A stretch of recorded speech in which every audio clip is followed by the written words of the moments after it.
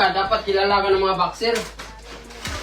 Dapat, yung pag mag-analyze ka na, maging boxer ka, tignan mo muna yung kondisyon. Tignan, puntahan mo sa training nila, kung ano ba yung kinakaya niya. Wag puro magaling.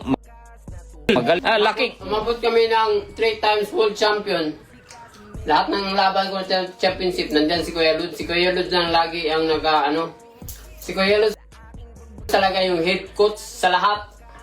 Alalay na yung iba. Yung mga may pangalan. Mukhang ano lang yan. Mukhang... Ay naano lang kasi. Ang laban ko. Ang inaano lang ni Satsat, yung maraming Satsat.